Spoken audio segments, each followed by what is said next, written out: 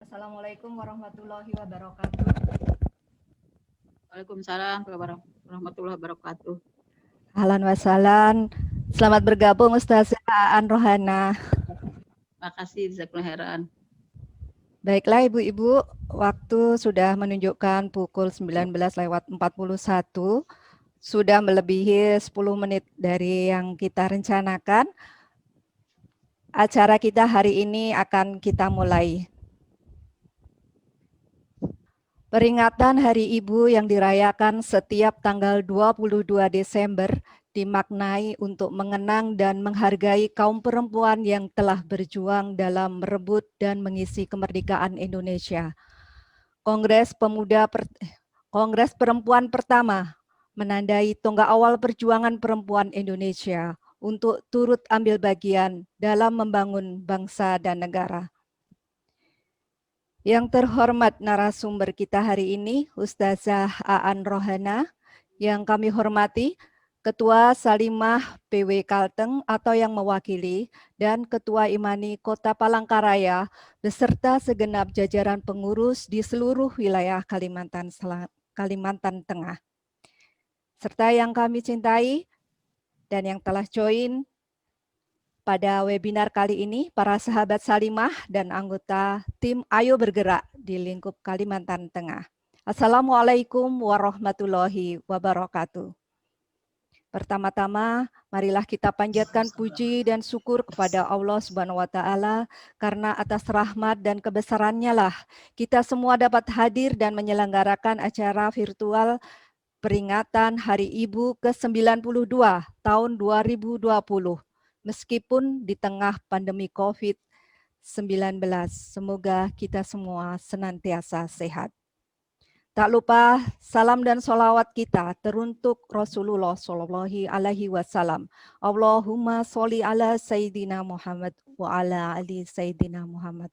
Semoga kita diberikan kekuatan untuk selalu meneladani beliau hingga akhir hayat kita. Amin. Hadirin, menjelang bulan Desember ini, inisiasi acara peringatan Hari Ibu telah digulirkan oleh saudari kita, Retno Wijayanti dari PD Salimah Kota Waringin Barat. Namun, takdir telah memisahkan kita. Allah telah memanggil Bunda Retno untuk menghadapnya. Bunda Retno telah selesai menjalankan amanahnya dan beristirahat dengan tenang di sisinya. Dan kita semua yang akan meneruskan perjuangannya. Maka sebelum acara dimulai, marilah kita berdoa dan mengirimkan doa terbaik untuk saudari kita Retno Wijayanti dengan membaca Quran Surat Al-Fatihah. Al-Fatihah. Bismillahirrahmanirrahim. Ar-Rahmanirrahim. Maliki yaumiddin. Iyyaka na'budu wa iyyaka nasta'in.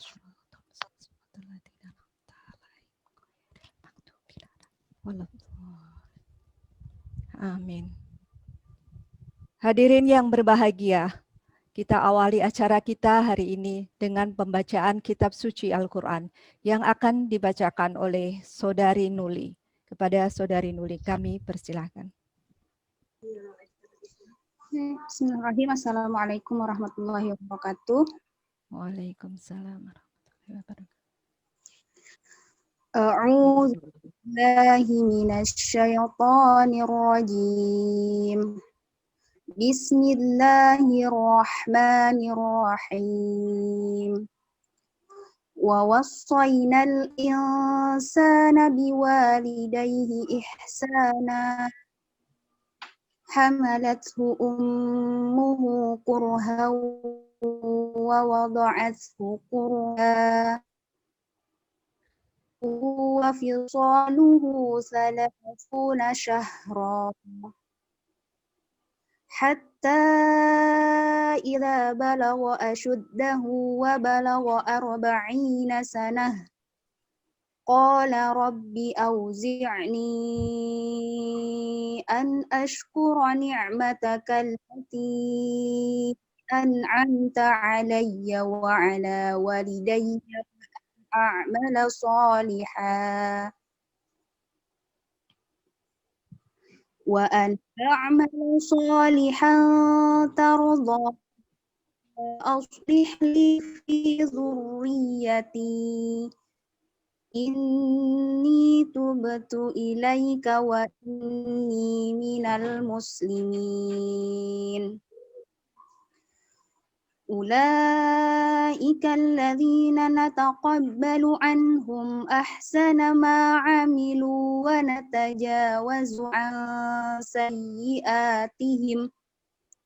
ونتجاوز عن سيئاتهم في أصحاب الجنة وعد الصدق الذي كانوا يوعدون والذي قال لوالديه أف لكما أتعدانني أن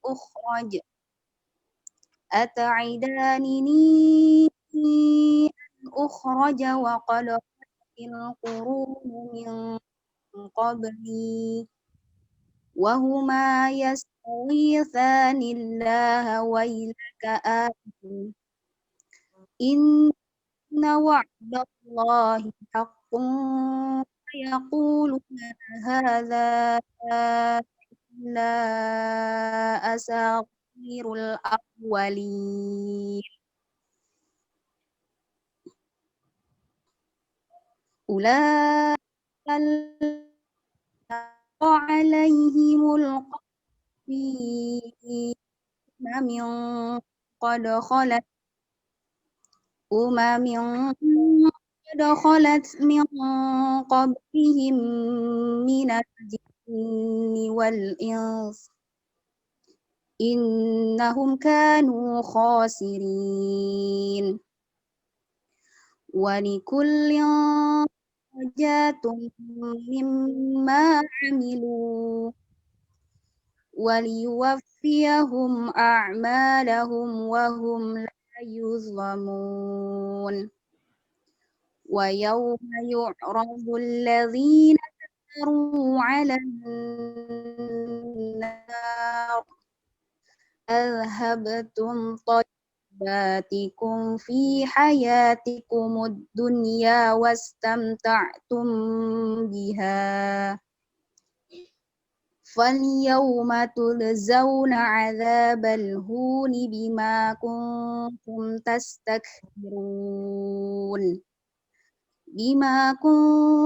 تستكبرون في الأرض بغير الحق وبما كنتم تفسقون صدق الله العظيم. Assalamualaikum warahmatullahi wabarakatuh.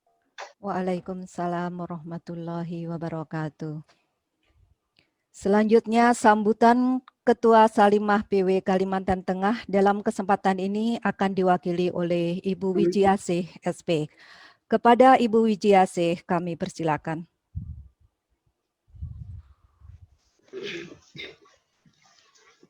Assalamualaikum warahmatullahi wabarakatuh. Waalaikumsalam. Yang kami hormati Ibu Dr. Aan Rohanah LCMAG, yang kami hormati Ketua Imani Palangkaraya, serta para peserta webinar yang berbahagia. Alhamdulillahirrabbilalamin. Assalatu wassalamu ala asrafil anbiya Sayyidina Muhammadin wa ala alihi wa sahbihi ajmain. Ibu yang dirahmati Allah. Alhamdulillah, acara webinar ini yang dilaksanakan pada hari Selasa tanggal 22 Desember tahun 2020 mengambil tema The Power of Moms untuk membangun peradaban yang mulia dengan pembicara Ibu Dr. Aan Rohanah LCMAG. Semoga acara ini mencerahkan dan juga menambah kegairahan ibu-ibu mendampingi Ananda dengan segala dinamika dan tantangannya. Ibu-ibu yang dirahmati Allah, di tengah-tengah semakin berkembangnya teknologi yang semakin canggih, ibu-ibu juga bisa merasakan betapa hebat dampak dari perkembangan teknologi tersebut di keluarga kita ini. Tanggung jawab ibu dihadapkan kepada berbagai masalah, berbagai ragam tantangan, dan berbagai bentuk persoalan.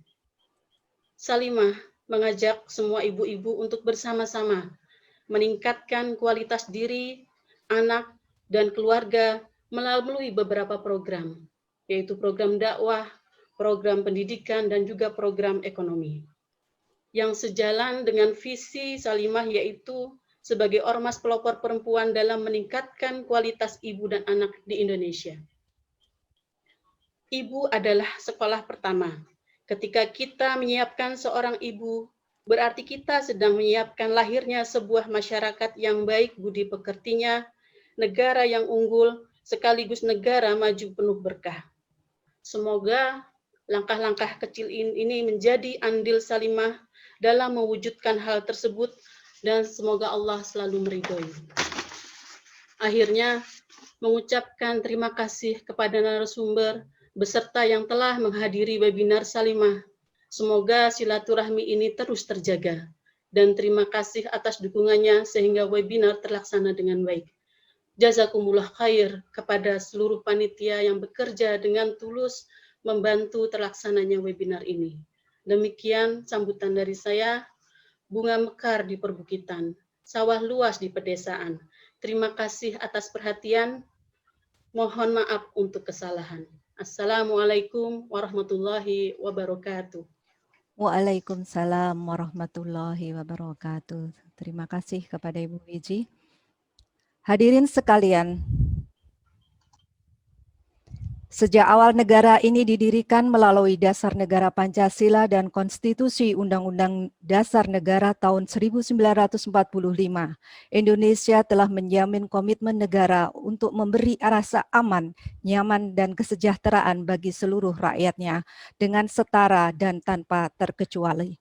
Indonesia meyakini dan menjamin pemenuhan hak-hak asasi dan perlindungan dari setiap orang dengan prinsip kesetaraan.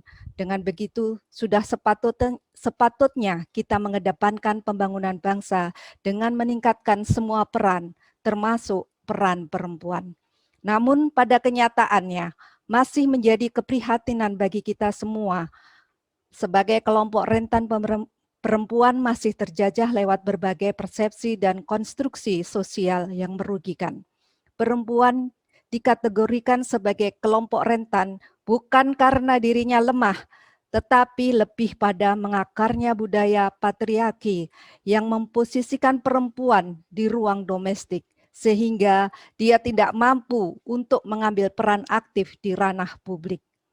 Pemikiran ini berdampak nyata dan membelenggu potensi perempuan hingga saat ini. Padahal dengan jumlah yang hampir setengah populasi Indonesia, perempuan merupakan sumber kekuatan bangsa dimanapun mereka berpijak, cahaya mereka selalu terlihat nyata. Perempuan mempunyai kualitas yang berharga dengan kelembutannya. Perempuan mampu menggerakkan hati banyak orang untuk bersama-sama mencapai perubahan. Dengan ketangguhannya, perempuan mampu menerjang tantangan, berjuang untuk kebaikan bersama, terutama dalam sulitnya situasi COVID-19 ini sebagai bencana keluarga. Oleh karena itu, perempuan sebagai ibu, istri, maupun dirinya sendiri merupakan sosok yang mulia. Sayangnya, kekuatan-kekuatan perempuan ini kurang diperhatikan. Untuk itu, dalam kesempatan peringatan Hari Ibu ini, Salimah BW Kalteng bersama Imani Kota Palangkaraya menyelenggarakan acara ini untuk menggelorakan kembali semangat dan potensi perempuan Indonesia pada umumnya dan khususnya di wilayah Kalimantan Tengah untuk menjadi inspirasi bangsa menuju Indonesia maju. Dan Indonesia maju apabila dipegang oleh generasi yang mulia. Hadirin, selama 45 menit ke depan kita akan menyimak taujih dari Ustazah Aan Rohana. Sisa waktu yang ada kita gunakan untuk diskusi. Dan untuk peserta yang akan bertanya, silakan menulis pertanyaannya di media chat. Nah, sebelumnya akan saya bacakan biodata dari narasumber kita. Nama Dr. Aan Rohana LC.MAG, lahir di Cirebon 16 September tahun 1959, alamat sekarang di Pesantren Terpadu Darul Quran Mulia Kabupaten Bogor. Pendidikan beliau S1 di IKIP Jakarta, kemudian S1 kembali di Universitas Imam Ibnu Saud, Saudi Arabia, kemudian melanjutkan S2 di UIN Jakarta dan S3 di Unpad Bandung. Status menikah dengan jumlah anak 8. Yang pertama, Aisyah Al-Hafidh, Abdurrahman, Muhammad Al-Hafidh, Khadijah, Ibrahim, Ahmad Al-Hafidh, Husna Al-Hafidh, dan Abdullah Al-Hafidh. Pekerjaan adalah dosen, aktivitas sehari-hari mengajar, berdakwah, dan berorganisasi. Pengalaman kerja sebagai kepala sekolah, guru, dosen, anggota DPR RI periode 2004 sampai dengan 2009, kemudian pembimbing haji dan umroh, dan sebagai konsultan keluarga sakinah di beberapa majalah. Pengalaman organisasi, Ketua Pembina Pesantren Terpadu Darul Quran Mulia Bogor, Ketua Pembina Pesantren Terpadu Al-Hikmah Cirebon, Ketua Umum PP Salimah periode 2000 sampai 2005, Wakil Ketua Internasional Muslim Women Union, Presidium Badan Musyawarah Ormas Islam Wanita Indonesia, kemudian Ketua Aliansi Perempuan Peduli Indonesia, dan Ketua Umum Satgas Peradaban Bangsa. Moto hidup, hidup ini untuk beramal mencari ridho Allah. Subhanallah, dari biodata beliau ya, sudah tidak sabar rasanya kita ingin segera mendengarkan tausiahnya. Nah, kepada Ustazah Aan Rohana kami persilahkan.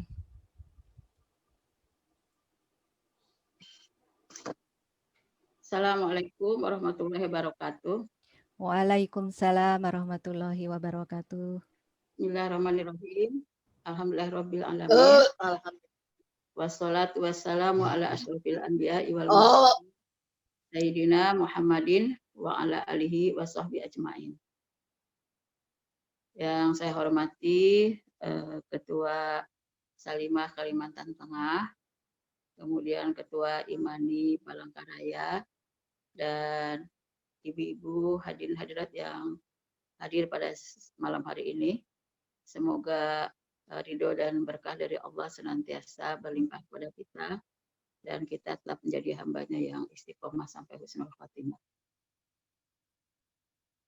Pada malam hari ini saya mendapatkan amanah untuk menyampaikan sebuah judul tentang tadi disebutkan The Power of Moms untuk pembangunan peradaban yang mulia.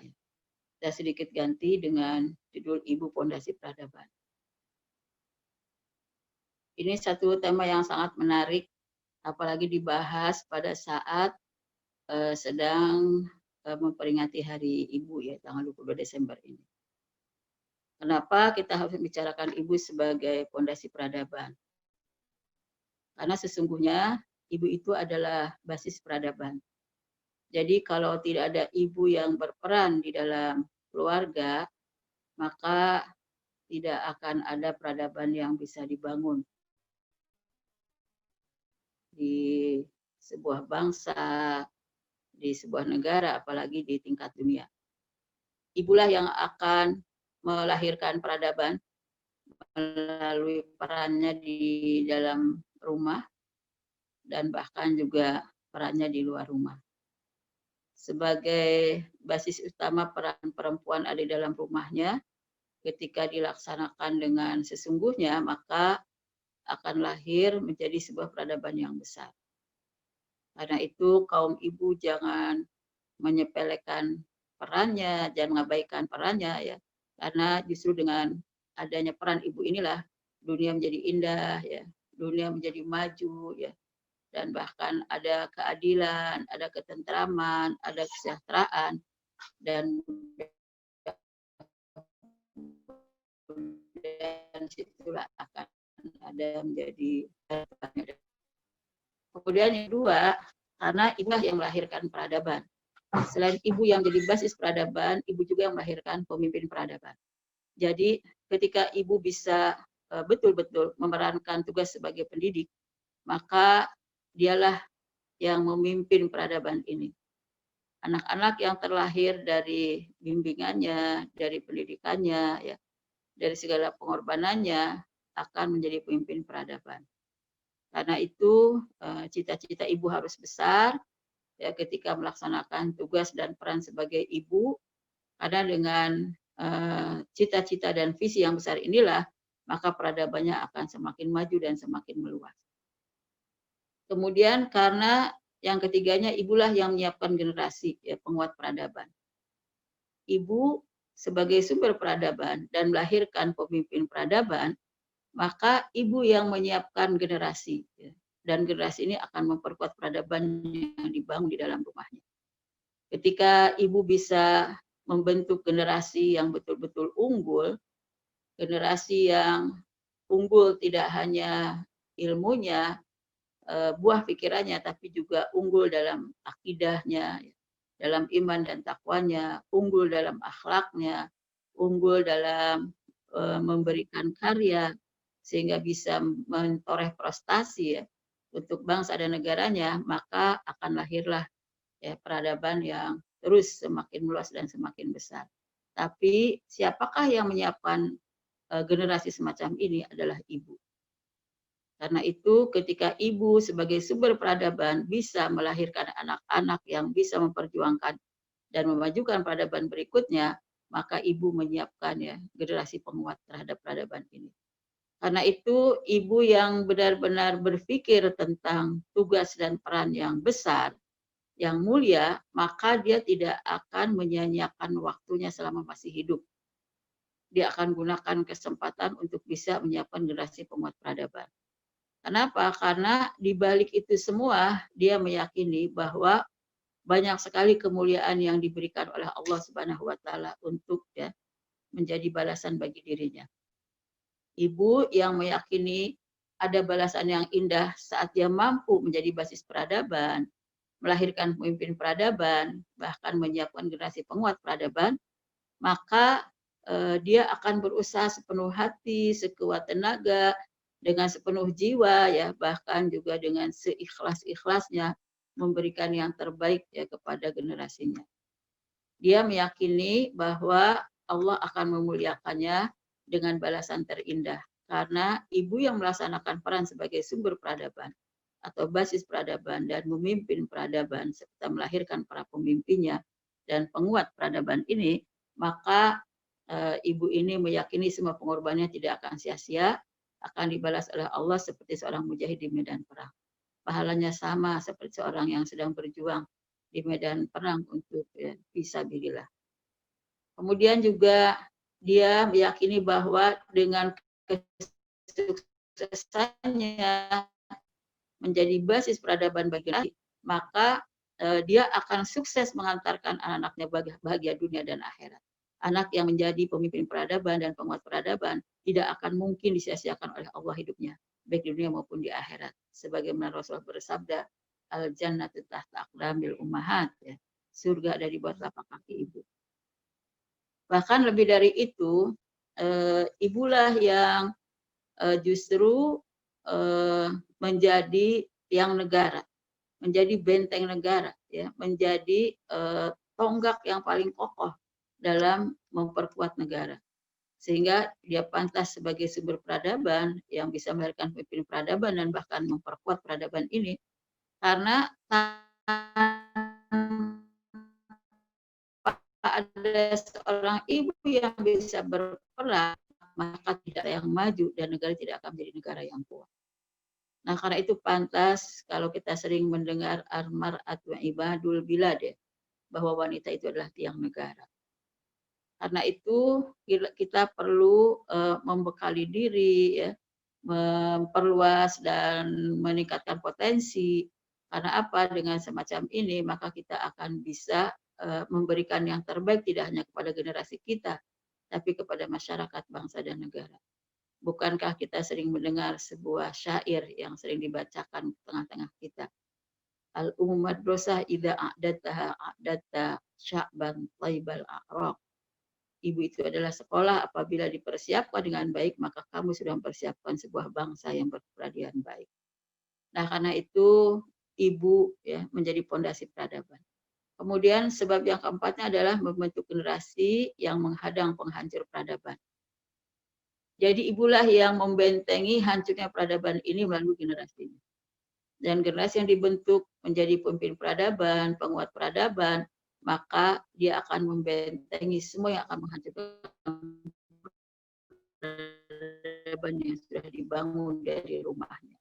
Nah, itu betapa besar kemuliaan yang akan diberikan oleh Allah Subhanahu wa taala selain yang tadi saya bicarakan, bahwa ibu bisa mengantarkan pemimpin dunia.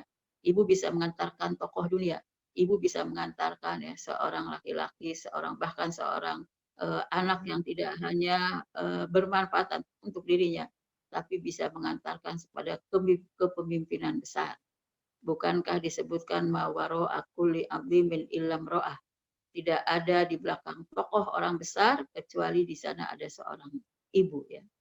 Nah, karena itu Allah menyebutkan bahwa peradaban ini akan terbangun ya ketika ibu ini benar-benar melakukan perannya, melakukan tugasnya ya sebagai sumber peradaban. Dalam surat An-Nur ayat 55 Allah menyatakan bahwa akan ada kepemimpinan ya di muka bumi ini yang sangat kokoh seperti yang sudah terjadi di masa-masa sebelumnya. Untuk apa? Tujuannya yang pertama mengokohkan agama yang diridhoi oleh Allah Subhanahu wa taala dan diridhoi oleh mereka. Kemudian yang kedua akan menggantikan rasa takut dan rasa aman. Yang ketiganya yaitu akan membuat manusia menyembah Allah, tidak mempersekutukannya sedikit pun. La yastakhlifannahum fil ardi kama stakhlafal ladzina min qablihim wa la yumakkinanna lahum dinahum alladzi irtadha lahum wa la yubaddilannahum min ba'di khaufihim amna ya'budunani la yusyrikuna bi syai'a wa man kafara ba'da dzalika fa ulaika humul fasiqun. Jadi dari sini kita bisa melihat betapa besarnya sumber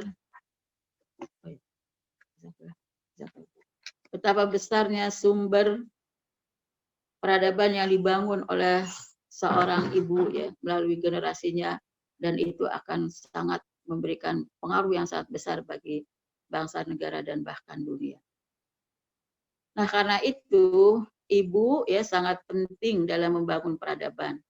Jangan sepelekan ibu ya, karena di samping ibulah akan lahir banyak pemimpin dunia, pemimpin bangsa, ya pemimpin negara, dan bahkan menjadi pemimpin yang terbaik dari masyarakat ya, yang bertakwa.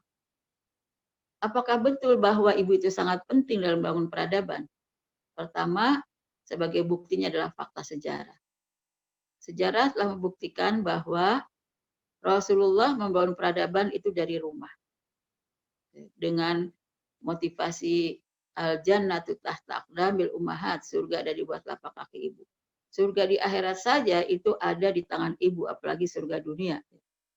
Sehingga tidak akan mungkin akan ada keluarga yang sakinah tanpa ada ibu yang mampu yang membangun peradaban di dalam rumahnya. Ibu yang bangun peradaban di rumahnya, maka dia selalu akan berpikir yang terbaik untuk keluarga agar bahagia sampai hari akhiratnya. Bahkan Rasulullah menyebutkan dalam sebuah hadis, sa'uhajimurrum min qa'ri baiti. Kata Rasul, aku akan menyerang Romawi dari dalam rumahku. Romawi yang menjadi negara superpower pada waktu itu, dan Rasulullah belum menjadi pemimpin dunia, tapi sudah meyakini betul bahwa kekalahan Romawi itu dimulai dari dalam rumah. Dari siapa? Ya, dari kaum ibu. Nah, karena itu pantas suatu saat Allah akan buktikan bahwa Romawi bisa dirobek-robek ya oleh kekuasaannya oleh umat Islam. Demikian juga kerajaan Persia ya. Dalam hadis lain Rasulullah menyatakan semoga Allah merobek-robek kerajaan Persia. Nah, dari sini juga kita memahami pepatah yang sering disebutkan oleh orang Arab, al-mar'atu imadul bilad ya, wanita itu adalah tiang negara. Jadi kalau wanita khususnya adalah ibu itu menjadi wanita yang baik, maka akan baiklah negara dan bangsa ini. Tapi kalau ibu itu bukan wanita yang baik-baik, maka akan buruklah keluarga, masyarakat, bangsa, dan negara. Nah, karena itu disadarilah peran ibu harus mencerminkan kepribadian yang baik, yang solihah, karena dengan semacam ini akan menjadi ya tonggak kemajuan dari sebuah bangsa dan negara. Nah, kebalikannya, kalau wanita-wanita ini dibiarkan buruk sehingga suatu saat menjadi ibu, tapi ibu yang buruk, tidak memberikan peran yang baik, peran yang positif, maka bukan akan menjadi fondasi peradaban, tapi akan menjadi penghancur peradaban. Sehingga tegas sekali Rasulullah menyatakan ad-dunya mata'un wa khairu mata'iha al-mar'atus shalihah. Dunia itu adalah kesenangan, tapi sebaik-baiknya kesenangan adalah wanita yang salih. Jadi wanita bukan sekedar yang penting harus banyak, bukan sekedar yang penting wanita itu harus bisa memberikan peran, tapi peran kalau yang bukan dilandasi oleh kesolehan tidak akan memberikan peran yang baik dan positif. Memang kita itu butuh kesenangan yang dibangun oleh kekuasaan, oleh harta, ya, oleh jabatan, ya, oleh berbagai macam fasilitas hidup yang memudahkan. Tapi semua itu nilai pengaruhnya dan juga kedudukannya sangatlah tidak sesuai jika dibandingkan dengan kesolehan seorang ibu ya, dan kesolehan seorang istri. Jadi justru yang akan membuat dunia ini menjadi indah itu kalau ada seorang istri yang memang solihah. Dunia ini ketika ingin dibangun menjadi dunia yang mendapatkan keadilan, ya, kemudian memiliki ketenangan, kedamaian, kesejahteraan, ya harus dibangun oleh para perempuan yang menjadi ibu-ibu yang ya justru menitik beratkan kepada kesolehan. Nah, karena itu pantas ibu yang dipersiapkan dengan sangat baik menjadi wanita yang tangguh, yang kokoh, maka berarti kita sudah mempersiapkan bangsa yang berkepribadian baik. Nah, karena itu, ibu itu harus benar-benar jadi sosok yang sangat kuat, agar dia bisa mempersiapkan bangsa yang berkepribadian baik. Sebetulnya kalau ditanya sosok ibu itu harus kuat, kuatnya seperti apa? Yang pertama harus kuat ya jiwanya. Jiwa yang kuat ini adalah rohani yang kuat, yaitu yang diisi oleh keimanan dan ketakwaan. Ibu yang kuat imannya dan takwanya, maka dia akan ikhlas memberikan pengorbanan, memberikan yang terbaik, ya, menyerahkan segala potensinya untuk apa? Untuk membangun peradaban di dalam rumahnya. Yang kedua yaitu harus juga ibu yang kuat secara moralitasnya. Moralitas ibu harus benar-benar kuat sehingga bisa mencerminkan akhlak yang mulia. Dengan akhlak yang mulia yang dimiliki oleh seorang ibu, dia akan layak menjadi teladan utama, jadi guru utama bagi anak-anaknya. Kemudian juga yang ketiga, ibu itu harus juga ibadahnya. Ibu harus kuat ibadahnya. Kenapa? Karena ketika ibu kuat ibadahnya, maka dia akan menjadikan semua pengorbanannya itu semata-mata untuk mendapatkan ridho Allah Subhanahu wa taala. Di saat lelah tidak akan mengeluh, di saat sulit ya dia tidak akan galau. Bahkan ketika misalnya banyak persoalan, banyak juga rintangan di dalam keluarga, tidak akan pernah terpikir untuk bisa bercerai dari suaminya. Karena dia yakin di peradaban. Bersama-samilah bersinergi untuk bisa melahirkan peradaban. Maka mentalitasnya menjadi kuat. Kemudian juga harus kuat ilmiahnya. Secara keilmuan, ibu harus punya pengetahuan, punya wawasan, terlebih punya pemahaman tentang agama, agar yang dia berikan kepada anaknya itu semua berdasarkan ya sesuatu yang benar-benar bisa dipertanggungjawabkan, baik secara agama maupun secara ya intelektualitas. Di samping itu, ibu yang punya wawasan dan pengetahuan ini punya banyak kreativitas, punya banyak inovasi, punya banyak terobosan yang akan menciptakan anak yang menjadi generasi terbaik yang tidak akan tertandingi. Kemudian juga harus ada ya kekuatan fisik ya. Kekuatan fisik ini juga sangat penting bagi ibu karena ibu itu berkorban menjadi madrasah, menjadi orang yang paling unggul dalam pendidikan kepada anak-anaknya, itu harus memiliki waktu katakanlah sepenuhnya 24 jam itu untuk keluarga, untuk anak. Kalau anak sedang sakit, siapakah yang akan mengurus paling banyak? Ya tentu ibunya. Kalau anak sedang banyak tugas, banyak misalnya kewajiban dari kampus, dari sekolahnya, siapa yang paling lama mendampinginya? Ibunya. Ketika anak misalnya perlu dibantu semua sarana prasarana untuk kebutuhan sekolahnya, kuliahnya, siapa yang menyiapkannya adalah ibunya. Banyak hal yang tentu membuat ibu itu benar-benar harus punya tenaga. Tanpa ada fisik yang kuat, dia tidak akan bisa ya memberikan yang terbaik dan berkorban segalanya untuk kebaikan keluarga dan anak-anaknya. Dan lebih dari itu, ibu juga harus kuat psikisnya dan kuat juga interaksi sosialnya, karena dengan semacam ini maka ibu dalam berinteraksi dengan siapapun bisa menahan emosinya, bisa menahan amarahnya ya. Bahkan lebih dari itu dia akan bisa terus ya menjadi orang yang bijak, yang lembut, penuh cinta, ya penuh kasih sayang, ya memberikan bimbingan, arahan ya, pendidikan, perawatan ya, mengembangkan potensi anak yang harus ditumbuhkan dan dikembangkan sebanyak-banyaknya. Nah, karena itu dari rumahlah bisa melahirkan kehidupan dunia yang teratur ya. Kemudian bermartabat, ya, makmur dan sejahtera. Dari rumah inilah maka akan lahirlah kehidupan anak-anak dan generasi yang benar-benar teratur sesuai dengan nilai-nilai agama, sesuai dengan nilai-nilai moral, ya, sesuai dengan nilai-nilai budaya yang luhur ya. Jangan Dan digeser dulu, nanti kalau orang udah menjadi anak yang tutup. bermartabat, ya, kemudian hidupnya makmur dan sejahtera. Kita memahami bahwa ibu yang memiliki sifat seperti ini adalah ibu yang memang kuat rohaninya, ya kuat ibadahnya dan kuat mentalitasnya serta moralnya. Karena itu jangan meremehkan ibu. Begitu banyak pengorbanan ibu yang tidak dilihat ya oleh suami, kadang-kadang juga tidak terlihat oleh anak. Apakah anak di setiap malam selalu perhatikan ya ibu selalu melakukan takarubnya kepada Allah untuk setiap anak dengan doa khusus ya, untuk suami dengan doa khusus ya, dengan khusyuknya ya, dengan yakinnya dia melakukan doa itu untuk keluarganya di saat yang sama. Mungkin suaminya masih tidur, mungkin anaknya masih tidur, tapi selain itu juga ketika mungkin boleh jadi ya anak-anak sudah boleh bisa berpikir tentang apa kebutuhan dirinya, si ibu tidak pernah berpikir tentang apa kebutuhan dirinya. Yang dia pikirkan bagaimana saya bisa memberikan pelayanan untuk anak saya, suami saya dengan sebaik-baiknya.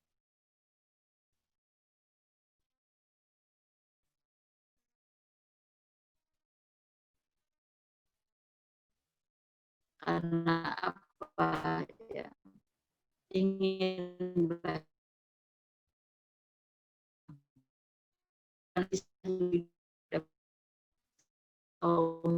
ibu bisa menjadikan rumahnya sebagai tempat melahirkan ada itu itu tidak ada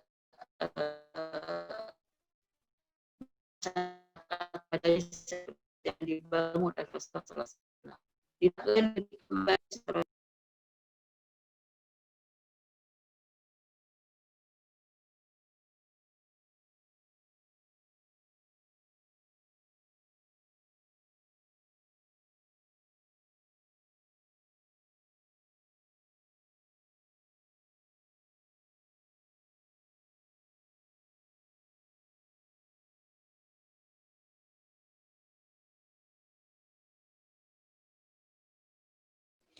Mohon maaf Ustazah, suaranya hilang Ustazah.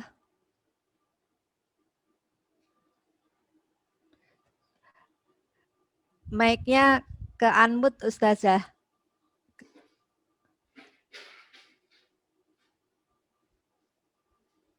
Oh iya, sudah lama ya? Berapa menit?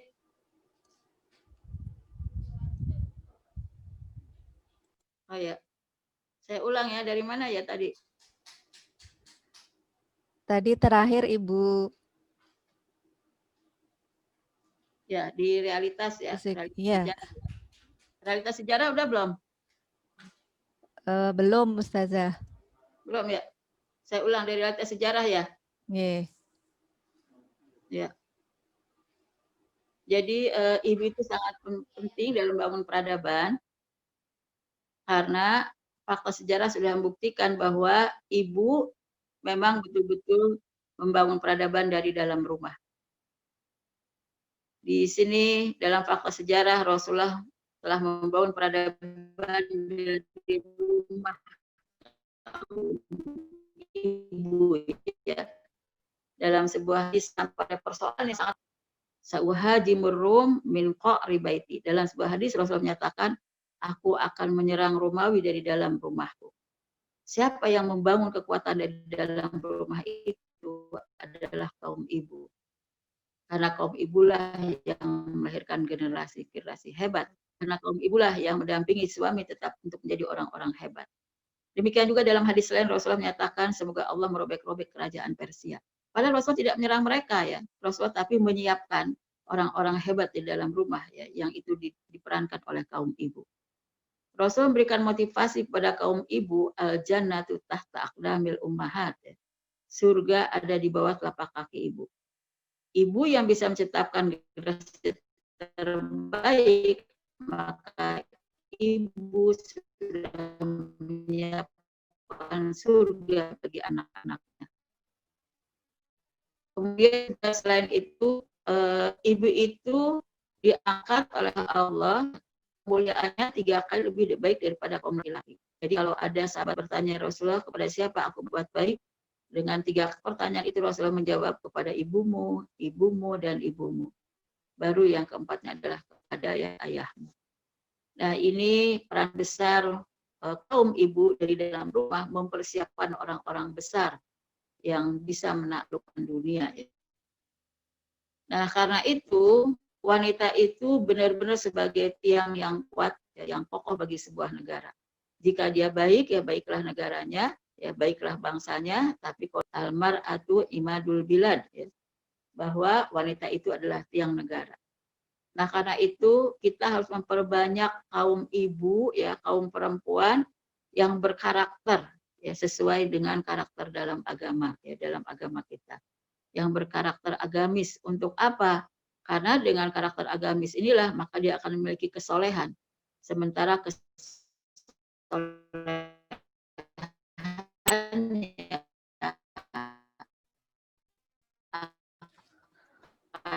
Mohon maaf Ustazah, suaranya nggak dengar. membuat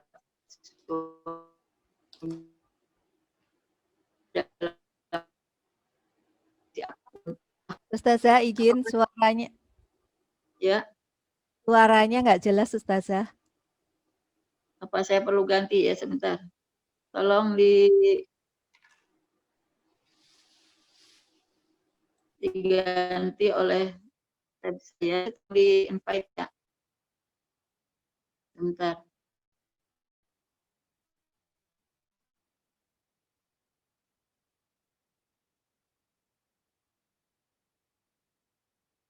Ya.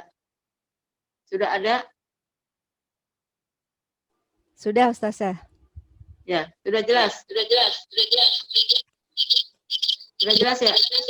Menggema Ustazah. Ya, ini saya matikan dulu yang satu.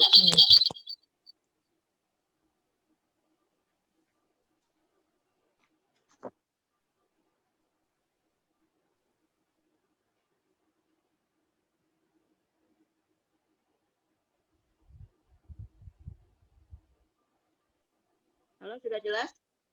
Sudah Ustazah. Oh ya. Bismillah, mudah-mudahan gak ada gangguan ya. Ya, jadi wanita itu sangat menentukan pada kemajuan ya, peradaban, karena wanita itu sebagai tiang negara, maka berusaha untuk menjadi wanita-wanita yang solihah, ya, karena dengan kesolihan itulah akan bisa memberikan manfaat sebanyak banyak terhadap pembangunan peradaban. Almar atau imadul bilad, ya, wanita itu adalah tiang negara. Nah karena itu kita sebagai kaum ibu harus bisa mempersiapkan generasi kita menjadi generasi yang terbaik. Tapi sebelum kita bisa mempersiapkan generasi yang terbaik, tadi kita harus memiliki ya beberapa catatannya, yaitu tentang memiliki berbagai macam potensi yang benar-benar kuat, baik dari sisi rohani, kemudian dari sisi moral, mentalitas, dari sisi keilmuan, ya, kemudian dari sisi fisik, dari sisi psikis dan interaksi sosial. Nah, karena itu dari rumah kita harus bisa melahirkan kehidupan yang teratur ya. Kemudian bisa mengangkat martabat, bisa membawa kemakmuran dan kesejahteraan. Kalau kita bisa melakukan seperti tuntunan nilai-nilai agama disertai dengan ilmu pengetahuan dan wawasan yang luas, insya Allah kita akan bisa ya melahirkan dunia yang teratur, yang bermartabat, ya, yang memiliki kemakmuran dan kesejahteraan. Dan itu sudah dibuktikan ya di masa dari semenjak Rasulullah dan masa para sahabat sampai kepada masa yang sangat terkenal sekali Umar bin Abdul Aziz ya. Di sana sampai tidak ada orang merasa berhak menerima zakat karena sebenarnya sudah termakmurkan dan sudah mendapatkan ya kehidupan yang sejahtera. Dan juga kita mengenal di masa Rasulullah sedikit sekali masalah kriminalitas tentang misalnya perzinahan. Dari setiap yang kita baca dalam hadis itu hanya sedikit sekali ya yang kita dengar bahwa di masa Rasulullah ada orang berzina dan mengakui zina kemudian ingin mendapatkan hukuman sebelum nanti dia kembali ke hari akhirat.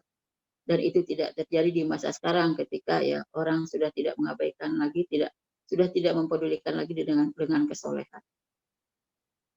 Nah, jadi peradaban itu akan lahir ya ketika kita benar-benar mengagungkan nilai-nilai agama dan pengetahuan, dan itu akan merebut kembali peradaban yang dulu pernah berjaya di tengah-tengah umat Islam dan belum dimiliki oleh orang-orang ya di Barat ya.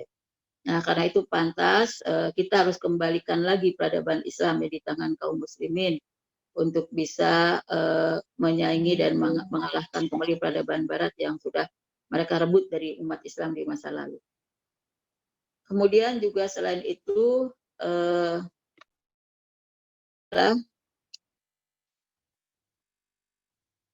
coba dilanjutkan ininya.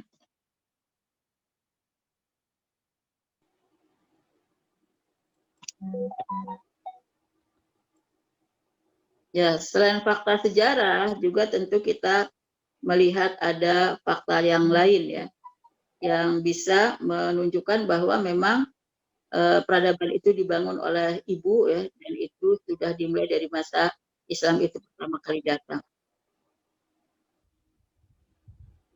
Inilah yang menjadi fakta yang membuktikan bahwa kita dalam kondisi apapun harus merasa yakin mampu melahirkan peradaban. Karena di tangan kita lah kaum perempuan, kaum ibu ya, lahirnya peradaban ini. Kemudian juga selain itu fakta realitas. Tahun 2020 sampai tahun 2030 tantangan keluarga itu sangat berat. Maka siapa yang paling berat menghadapinya adalah kaum ibu. Ya. Kaum ibu yang akan menghadapi tantangan terberat ini. Kenapa? Karena jumlah usia produktif lebih banyak daripada usia anak dan usia lanjut. Jadi pada saat yang sama di sini kita harus bisa mengisi usia-usia produktif itu untuk bisa membawa peradaban yang lebih baik. Sementara kalau misalnya usia anak yang sedikit ini tidak disiapkan betul, maka kita akan kehabisan generasi sebagai pelanjut peradaban. Di sisi yang lain juga ternyata anak-anak ini memiliki katakanlah keberanian yang lebih daripada orang-orang berusia lanjut ya, kemudian memiliki terobosan-terobosan yang lebih berani, gagasan-gagasan yang luar biasa. Nah, ini bagaimana bisa dikembangkan oleh kaum ibu untuk menjadi ya justru pelanjut peradaban dan sebagai benteng yang akan menghentikan semua penghancur peradaban. Kemudian angkatan kerja itu ada 70%. Sisanya 15 tahun ke bawah dan 80 tahun ke atas. Artinya ada 30% yang tidak bisa bekerja. Berarti mampukah kita memanfaatkan yang 70% ini sebagai pelanjut peradaban? Dan itu ternyata bukan anak kita semua. Disinilah tantangan kita harus bisa berdakwah ya, keluar rumah kita untuk mengkondisikan mereka. Kemudian bencana besar jika usia produktif tidak berkualitas. Sudah usia produktifnya banyak ya, tapi tidak berkualitas. Ini akan jadi ancaman untuk bangunan peradaban di tengah-tengah kaum ibu. Kemudian yang keempatnya, kondisi umat dan bangsa terpuruk dalam banyak hal. Kita bukan sebagai negara yang punya kemajuan besar, ya, ini menjadi tantangan buat kita. Maka kalau kita diam saja tidak berbuat dan tidak melakukan peran sebagai ibu dengan baik, apakah ibu bagi anak-anak maupun ibu bagi masyarakat, bahkan ibu bagi sebuah bangsa dan negara, maka kita akan hancurlah ya. Suatu saat negara ini akan hancur, bangsa ini akan binasa. Nah, karena pada dasarnya kita sebagai seorang ibu itu sebagai pendidik utama yang tidak hanya untuk anak-anak kita sendiri, tapi kita itu menjadi pendidik utama juga bagi masyarakat. Kalau kita bisa membangun anak-anak kita menjadi anak-anak yang punya peradaban, membangun peradaban, maka kita akan bersama anak-anak kita membangun peradaban di tengah-tengah masyarakat. Kalau kita sudah bisa membangun masyarakat menjadi masyarakat yang madani, maka kita adalah bagian dari ya keluarga yang akan membangun ya bangsa dan negara yang madani juga yang maju. Nah, karena itu kita tidak hanya fokus untuk membangun peradaban dari rumah, tapi kita sebarkan ya peradaban ini ke rumah-rumah yang lain. Tapi basisnya itu ada di rumah kita. Basis peradaban itu harus dibangun di rumah kita masing-masing. Setelah itu nanti kita juga menyebarkan ya apa yang kita sudah bangun di rumah ini kepada orang-orang lain.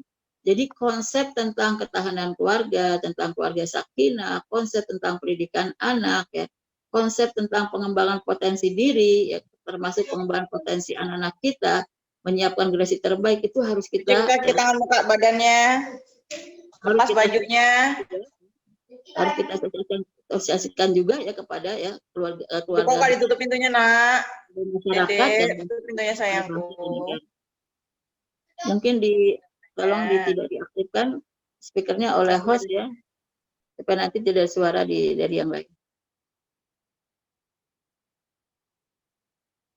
Nah, sebetulnya tantangan ini di satu sisi itu juga akan jadi peluang bagi kita.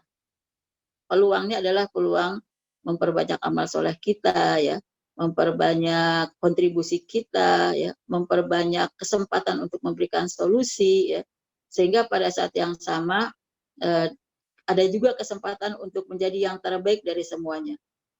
Kesempatan untuk bisa bersaing dan berkompetisi dengan yang lain itu di tengah-tengah keterpurukan itu sangat besar peluangnya. Siapa yang lebih cepat, siapa yang lebih mampu, itulah yang akan jadi pemenangnya.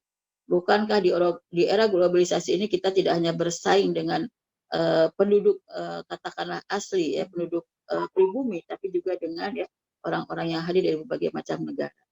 Nah, karena itu pantas disinilah kita harus memiliki berbagai macam kekuatan. Tadi ada kekuatan iman, kekuatan ibadah, kekuatan moral, kekuatan ilmiah, ya, kekuatan sosial, dan kekuatan psikis serta kekuatan fisik.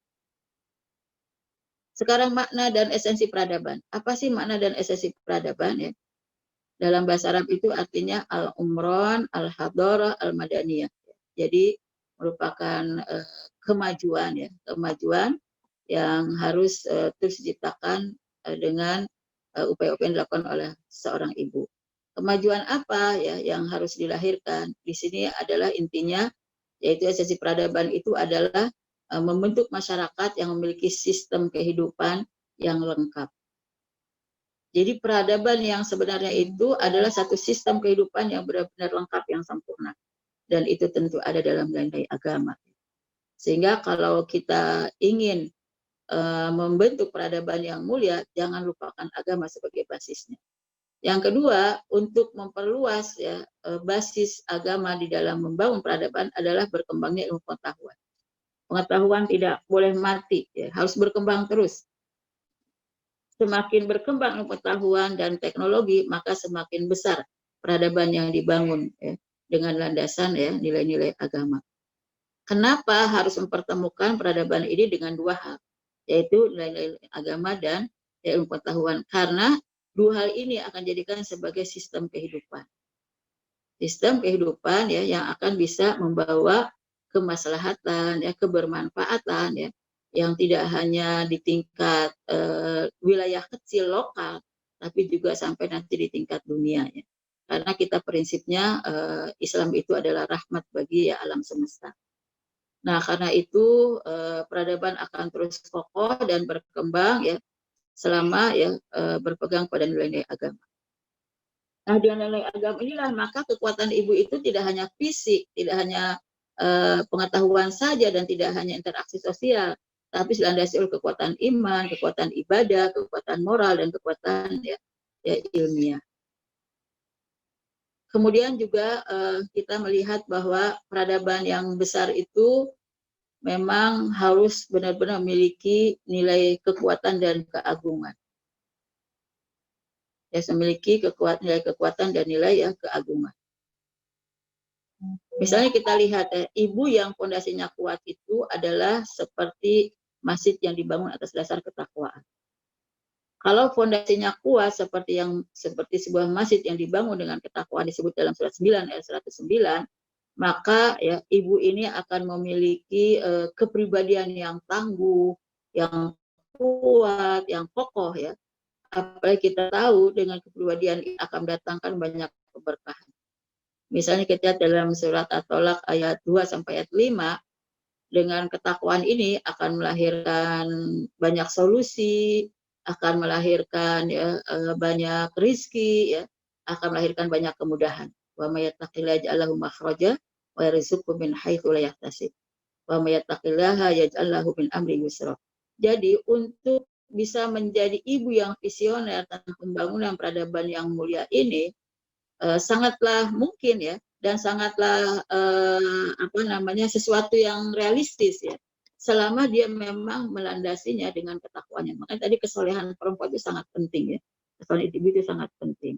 Karena dengan ketakwaan ini akhirnya segala sesuatu ya dilancarkan, dimudahkan ya, diberikan jalan keluar ya. Dan tentu bagi orang yang bertakwa, yang memiliki prinsip atau visi yang ingin dibangun dari generasinya adalah imam yang bertakwa, pemimpin bagi orang yang bertakwa, maka dia akan berpikirnya dengan visi yang panjang, visi yang tidak dibatasi oleh usia, visi yang tidak dibatasi oleh teritorial, visi yang tidak dibatasi oleh satu generasi, tapi visi yang dibangun itu terus sampai akhir zaman dan berlaku untuk seluruh dunia. Sebetulnya visi semacam ini sudah terjadi ya, sudah dibuat oleh ibu-ibu pada salafus soleh ya. Mereka yang memiliki iman yang kuat ya, kemudian pemahaman agama yang baik dan pengetahuan yang baik, ternyata memiliki visinya itu jauh lebih besar daripada visi-visi yang dibangun oleh kita kaum ibu di masa sekarang. Karena kalau dulu mereka menyiapkan anak itu sudah dengan visi besar yang mendunia. Jadi prinsip Islam sebagai rahmatan lil alamin itu masuk dalam visi pendidikan anak. Sehingga peradabannya memang benar peradaban yang tidak hanya berlaku satu negara tapi sudah mendunia. Misalnya kita lihat bagaimana ibunya, ini cerita semua tentang ibu yang diceritakan di dalam biografi tersebut ya. Misalnya Ibnu Taimiyah. Ibnu Taimiyah itu dari kecilnya diajak bicara terus oleh ibunya tentang cita-citanya. Cita-cita saya ingin punya anak ya, yang punya pengetahuan banyak, yang berkhidmat untuk Islam dan umat Islam ya, dan tidak pernah berpikir untuk ibunya, tapi berpikirnya bagaimana memberikan pengabdian dan khidmah ya, dan manfaat pada Islam dan umat Islam sebesar-besarnya. Jadi anak itu dibuat cinta kepada agamanya, ya, cinta kepada Allah, cinta kepada Rasulnya, dan bahkan cinta kepada pengetahuan. Begitu terus dibimbing anaknya, sampai dia katakan, pergilah kamu belajar ya, jangan kamu ingat untuk pulang menemui ibu gitu. Jangan engkau kira aku itu lebih senang bersamamu. Aku lebih senang kalau engkau mencari bekal untuk pengabdianmu kepada Islam dan umat Islam. Kata ibunya, jika perlu nggak apa-apa kita tidak bertemu di dunia, tapi nanti kita akan bertemu di surga. Terus kata ibunya, wahai anakku, nanti kalau engkau dihisab di hadapan Allah, aku akan tanya kepada Allah, sudah seberapa banyak kamu berkhidmat untuk Islam dan umat Islam. Jadi pantas lahirnya Ibnu Taimiyah ya sebagai Syekhul Islam ya, sebagai guru besarnya Islam, yang bukunya kita baca sampai sekarang dan itu akan dibaca oleh kaum muslimin sampai akhir zaman. Di mana negara orang yang tidak kenal dengan Ibnu Taimiyah? Juga misalnya dengan ibunya Imam Syafi'i yang melihat kondisi pada waktu itu sedang banyak perselisihan pendapat tentang hukum fikih yang akhirnya membuat sampai ada perselisihan, pertengkaran di antara mereka, jadi tidak berukhuwah, masing-masing egois dengan pendapatnya, tidak mau menerima pendapat yang lain. Kalau tidak sama dengan pendapatnya dipersalahkan ya. Ibunya berpikir ya dengan suaminya ini, kita kalau punya anak ya harusnya bisa membawa solusi bagi umat ini. Apa yang harus dipikirkan oleh suami dan istri ini? Dia berpikir kalau kita punya anak, kita akan buat anak kita adalah sebagai mujtahid besar, mujtahid ulung, sebagai ahli fatwa, sebagai mufti ya, yang akan bisa menyelesaikan perselisihan di tengah-tengah umat. Maka dibuatlah visi yang kokoh dalam pendidikan anak yang akan lahir ini. Tapi ternyata suaminya meninggal, istrilah yang melanjutkan visi ini. Mereka tinggal di Gaza, di Palestina, melihat kondisi ekonomi yang sangat lemah, tidak tinggalkan warisan oleh suaminya, dia merasa saya harus pulang ke kerabat besar saya. Ternyata ini adalah keturunan Rasulullah ya, dari pihak Husain. Ya. Kemudian dia kembali ke Mekah. Ya. Di Mekah dia bertemu dengan seluruh kerabat besarnya, dia didik anaknya, bahkan utama di dalam rumah. Tadi yang membangun peradaban, basis peradaban. Jadi ibulah yang mendisiplinkan anaknya, wahai anakku, bacalah pengetahuan ini. Setelah itu setorkan kepadaku, sampaikan kepadaku apa isi buku itu. Semua jenis ilmu pengetahuan ya suruh baca oleh kamu, nanti setorkan ke saya gitu. Sampaikan ke saya, laporkan ke saya apa isinya. Diberikan ya pilihan untuk belajar di setiap guru yang sangat populer, kesolehannya dan populer dengan kemampuan ilmunya. Maka Imam Syafi'i belajar dari satu guru ke guru yang lain sampai di usia 15 tahun itu dia sudah belajar ke semua guru yang terkenal di kota Mekah, tidak ada lagi yang tersisa. Dan usia 15 tahun sudah diangkat jadi makan ilmunya. Kemudian dia minta izin pada ibunya, wahai ibu, izinkan aku untuk belajar di Madinah. Di sana banyak ulama-ulama besar yang aku ingin belajar pada mereka. Ibunya walaupun punya anak satu-satunya, dia tidak memikirkan bagaimana perasaan saya, tapi yang diutamakan bagaimana anak saya ini harus menjadi solusi bagi umat. Maka dia katakan, wahai anakku, pergilah puluhan tahun, belasan tahun nggak pulang, lebih dari 4 dekade usianya itu digunakan untuk belajar. Sampai satu hari nanti ibunya mendengar ada ulama dari Irak yang sedang memberikan kajian di Masjid Nabawi, di masjid di Mekah ya. Kemudian dia katakan, dia ceritakan bahwa di ulung ya tidak tertandingi ilmunya, dia masih cukup katakanlah tidak terlalu tua gitu ya, masih cukup kuat dan masih usia sekitar 40-an tahun gitu. Kemudian ditanya oleh ibunya siapa dia, ternyata dia adalah Muhammad Idris, yaitu Imam Syafi'i. Kata ibunya, dia anakku. Kalau begitu katakan padanya ya, kata ibunya silahkan pulang menemui ibunya. Gitu. Nah dari situlah Imam Syafi'i berusaha pulang, karena sebelum diizinkan ibunya tidak akan pulang. Tapi ketika pulang ya, dia sudah punya ilmu yang sangat banyak, dia ingin memberikan hadiah pada ibunya, dia bawa hadiah sangat banyak sekali. Tapi ketika sudah sampai di perbatasan kota Mekah, kata ibunya, kata Imam Syafi'i kepada muridnya, sampaikan kepada ibuku ya untuk bersiap-siap, aku sudah di perbatasan kota Mekah. Tapi kata ibunya Imam Syafi'i, untuk apa dia datang kepadaku kalau untuk membawa harta, suruh pulang. Kalau ditangsir untuk membawa ilmu, silahkan dia menjumpaiku. Dan ternyata betul istihadnya dipakai oleh umat Islam seluruh dunia sampai sekarang dan bahkan sampai akhir zaman. Nah, visi yang semacam ini diharapkan dari ibu-ibu di masa sekarang, mendidik anak yang memiliki visi besar ya, yang melahirkan banyak ya tadi peradaban yang tidak hanya di tingkat ya satu kota, satu wilayah, tapi sampai kepada tingkat dunia. Begitupun dengan Imam Bukhari ya, mungkin juga sudah ada yang mendengar, ibunya juga seorang janda, tapi ayahnya sudah mempersiapkan ingin punya anak ahli hadis yang bisa menyelesaikan persoalan ketergantungan manusia atau kaum muslimin kepada hadis maudhu, kepada hadis dhaif itu harus ada ahli hadis yang bisa menyeleksi hadis benar-benar hadis sahih saja. Maka dia memikirkan harus ada anak yang lahir dari kami ya untuk bisa menyeleksi hadis sangat ketat sehingga hanya yang sahih saja. Maka dia si ayah ini belajar sampai 15 tahun sebelum anak itu lahir. 15 tahun belajar hadis kepada guru-guru besar yang ada di Bukhara ya. Kemudian dia sampai menciptakan khusus perpustakaan hadis di rumahnya. Tapi setelah Imam Bukhari lahir sekitar usia 4 tahun ayahnya meninggal. Siapa yang melanjutkan visi ini adalah ibunya. Ibunya lah yang membuat Imam Bukhari itu cinta kepada hadis ya. Kemudian cinta belajar kepada guru-guru hadis sampai dari Bukhara pindah ke Madinah, pindah ke Mekah, pindah ke Mesir ya, pindah ke Suriah ke beberapa negara. Subhanallah, ini visi besar yang dibangun oleh seorang ibu melahirkan peradaban baru, hadis yang digunakan oleh ya, sistem kehidupan kita dan nanti akan berlaku dan digunakan sampai akhir zaman oleh seluruh umat manusia, umat muslimin di dunia. Jadi memang ibu-ibu dahulu itu hebat-hebat cara berpikirnya. Ternyata sudah era globalisasi itu sudah berlaku di masa itu. Yang namanya belajar ke luar negeri itu di masa itu sudah biasa ya. Yang namanya rilah ilmiah di masa lalu itu tidak hanya oleh orang-orang kaya, orang yang miskin pun bisa dilakukan ya. Sepanjang memang punya kemauan, kemudian punya kerja keras ya, bisa menghasilkan karya, maka akan selalu ada jalan untuk bisa seperti itu. Nah ini tentu dimulai dari seorang ibu.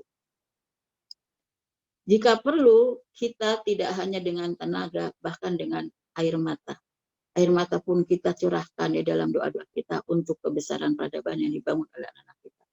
Ibunya Imam Bukhari ini ketika mendengar anaknya tidak bisa baca, karena matanya sudah sakit, parah-parah sampai akhirnya seperti orang buta, tidak bisa melihat sama sekali. Itu dalam setahun tidak pernah kosong sama sekali dari sholat tahajud. Berjam-jam dia berlama-lama dalam sholat tahajudnya, sambil di setiap sujudnya, di setiap doanya dia menangis, meminta kesembuhan ya untuk Imam Bukhari. Sampai suatu hari nanti dia bermimpi bertemu dengan Nabi Ibrahim. Nabi Ibrahim memberitahu, wahai ibu, dengan air mata yang terus menetes dari matamu untuk ya, kesembuhan anakmu, Allah sudah menyembuhkan anakmu. Dulu kan Imam Bukhari tidak bisa mengirimkan kabar dengan WA, dengan telepon, dengan SMS ya. Tapi subhanallah Allah mengirimkan berita itu lewat seorang nabi dalam mimpinya, bermimpi tentang Nabi Ibrahim. Nah ini perlu kesolehan yang luar biasa dari seorang ibu untuk melahirkan peradaban. Sambil benar-benar serius ya, kemudian mendisiplinkan anak, membangun cita-cita anak yang tinggi ya, kemudian menimbulkan semangat untuk berlomba, untuk bisa berkompetisi dan harus jadi pemenang. Ini yang harus kita bangun sebagai asas ya pembangunan peradaban dari ya, generasi kita. Jadi mempertemukan nilai-nilai agama dengan ilmu pengetahuan yang luas, inilah akan peradaban yang akan bisa dimanfaatkan oleh manusia sepanjang zaman, bahkan juga ya di seluruh dunia. Nah karena itu peradaban itu pasti akan menjadi peradaban yang besar dan kuat ya, oleh ya perannya kaum ibu di dalam rumahnya. Nah karena itu ibu itu harus menggunakan semua potensi. Tadi ada 7 potensi kekuatan yang harus dimiliki, harus digunakan ya oleh seorang ibu. Itu kita tidak berbicara harta, karena ternyata dalam sejarah, fakta sejarah harta itu tidak menentukan, walaupun penting. Tapi bukan menjadi faktor yang sangat utama di dalam ya membangun peradaban bagi ya generasinya. Kemudian yang ketiga yaitu peradaban yang mendatangkan kebahagiaan dunia dan akhirat. Peradaban bagi keluarga muslim bukan sekedar kemajuan, tapi yang bisa menjamin pada kebahagiaan dunia dan akhirat. Kemudian selain itu, ibu juga harus bisa ya mewariskan generasi ya untuk mencintai peradaban ini. Sehingga suatu saat kalau ibu sudah tidak ada, anak akan terus ya membangun peradabannya dan menyebarkan peradaban ini, mengokohkan peradabannya, dan bahkan membentengi dari semua yang akan menghancurkan.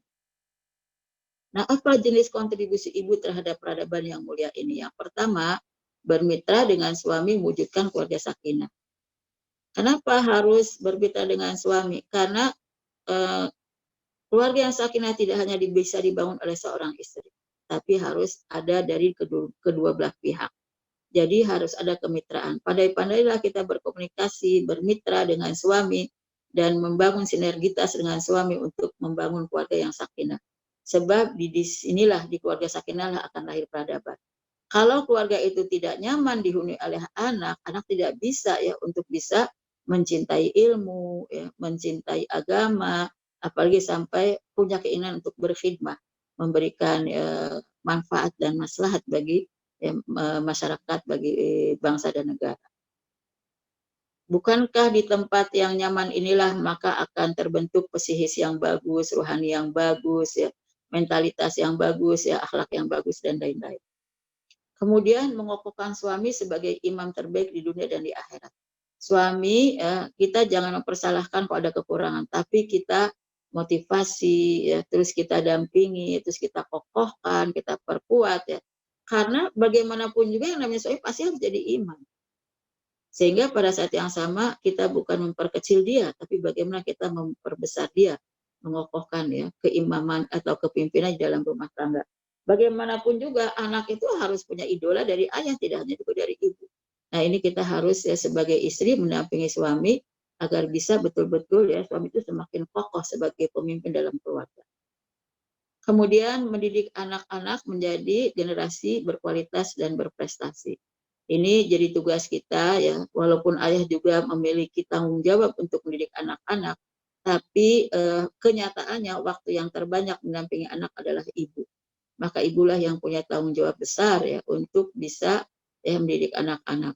Karena itu kita mengkondisikan, ya, pendidikan anak itu disertai dengan lingkungan rumah yang positif. Seperti apa sih lingkungan rumah yang positif untuk mengkondisikan anak benar-benar dia bisa terdidik dengan baik di dalam rumah? Yang pertama, rumah itu dijadikan sebagai madrasah, menjadi tempat belajar, ya, bagi anak-anak. Yang kedua, rumah itu harus sebagai, ya, masjid, menjadi tempat beribadah yang baik bagi anak-anak. Yang ketiga, rumah itu harus menjadi rumah Al-Quran, menjadi tempat anak bisa berinteraksi dengan Al-Quran dengan baik. Apakah membacanya hingga tahsinnya selesai, ya, kemudian mentadaburinya, memahaminya, ya, kemudian mengamalkannya, membacanya, bahkan juga mengajarkan dan mendakwahkannya. Kita melatih mereka untuk bisa seperti itu, sehingga interaksi dengan Al-Qurannya sangat positif. Yang keempatnya yaitu menjadikan rumah sebagai tempat yang paling kondusif untuk bisa berkompetisi, ya, dan berprestasi. Jadi ibu harus bisa membangun semangat anak untuk jadi pemenang dalam banyak hal. Harus bisa membekali anak untuk menjadi pemenangnya. Dan itu harus dibangun dari dalam rumah. Menyiapkan anak untuk bisa, ya, berkompetisi dan berprestasi. Menyiapkan program-program, ya, yang terencana dan sesuai dengan visi misi. Program yang dibuat itu bukan sekedar menghibur anak, membuat anak nyaman di rumah, tapi bagaimana membuat program kegiatan yang bisa menunjang keberhasilan visi dan misi. Dalam misalnya menyediakan mainan untuk anak-anak, ada nggak mainan ini memiliki kontribusi terhadap, ya, tercapainya visi dan misi. Dalam membuat jadwal, adakah jadwal ini akan membantu tercapainya visi dan misi. Segala hal yang kita lakukan untuk anak itu tentu mendukung pada tercapainya visi dan misi.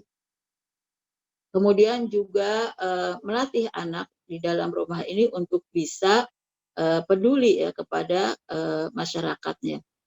Sehingga pada saat yang sama kalau sudah ada rasa kepeduliannya akan kita ajak bersama melatih mereka untuk bisa melakukan kegiatan-kegiatan di masyarakat. Dan tentu kita setelah itu anak sudah mulai tumbuh remaja, sudah tumbuh mulai pemuda, di situ kita ajak mereka untuk bisa melakukan penelitian kecil tentang permasalahan yang ada di masyarakat, yang ada di tengah-tengah bangsa, dan di tengah-tengah negara ini. Banyak baca buku, mendengarkan juga berita-berita, cari informasi. Sekarang banyak sekali informasi melalui teknologi IT, ya, dengan internet dan lain-lain. Nah, itu perlu kita buat anak itu dewasa, memahami permasalahan apa sih yang sedang terjadi, solusi apa yang harus kita berikan, agar apa bisa memberikan kontribusi dalam, ya, membangun peradaban. Kemudian setelah itu tentu, ya, dilibatkan anak untuk peduli terhadap, ya, kemajuan bangsa dan negara. Nah, karena itu mendidik anak menjadi generasi berkualitas dan berprestasi karena kita, ya, ingin, ya, melalui anak ini mereka bisa memiliki kiprah dan peran masa depan dalam pembangunan peradaban. Kemudian kita sendiri harus meningkatkan potensi diri. Jadi ibu itu jangan sampai tidak berkembang, ya, potensinya. Walaupun kita punya kesibukan banyak, ya, potensi itu harus kita kembangkan. Kita bisa banyak baca buku, bisa dari banyak baca buku, banyak baca misalnya tulisan-tulisan, akhirnya kita jadi punya inspirasi, punya ide-ide, punya gagasan-gagasan yang justru nanti akan menjadi ya bekal untuk bisa ya memberikan kemajuan pendidikan pada anak kita untuk bisa melahirkan peradaban. Kemudian terlibat dalam pembentukan umat dan bangsa terbaik. Terlibat dalam pembentukan umat dan bangsa terbaik. Ini menjadi sangat penting karena kita hidup dalam lingkungan yang lebih besar, tidak hanya dalam lingkungan tetangga, tapi juga kita punya lingkungan yang besar lagi, yaitu umat dan bangsa, ingin memberikan kontribusinya agar bisa menjadi umat yang terbaik dan bangsa yang terbaik. Dan bahkan kita sudah diberitakan oleh Allah, kuntum khaira ummah. Kita tuh sebetulnya diciptakan Allah jadi umat yang terbaik, tapi lakukanlah menuju pada umat yang terbaik itu. Ta'muruna bil ma'ruf wa tanhauna 'anil munkar. Nah, ini salah satu membangun peradaban itu harus ada keterlibatan di masyarakat ya, untuk bisa mengajak pada kebaikan dan juga ya bisa meninggalkan pada kemungkaran. Lakukan dengan cara yang baik, dengan cara yang bijak, ya dengan nasihat yang baik, tanpa ada kekerasan, tanpa ada keributan. Maka pada saat yang sama ya, cara kita berinteraksi pada masyarakat pun sudah membuat peradaban baru. Ya. Kemudian mewariskan khidmah dan dakwah kepada generasi. Kita lakukan ya pembiasaan kepada mereka untuk bisa mau berkhidmah, mau berkorban untuk masyarakat banyak. Ya, selain itu juga mau berdakwah, melanjutkan ya tugas risalah kita, karena ini adalah amanah dari Allah dan Rasul-Nya ya. Pantas Rasul tidak meninggalkan apa-apa untuk umatnya kecuali risalah ini, kecuali agama ini. Nah, lanjutkanlah itu kepada anak kita. Kita punya kewajiban, salah satu yang harus kita berikan pada anak-anak ini adalah pewarisan ya, khidmah dan dakwah. Karena dengan semacam inilah maka mereka sudah mulai ikut membangun peradaban. Ya, peradaban ini kan prinsipnya membawa perubahan kepada yang lebih baik. Dan itu sedapat mungkin akan menjadi sistem yang digunakan untuk ya kontribusi mereka kepada ya masyarakat, bangsa dan negara.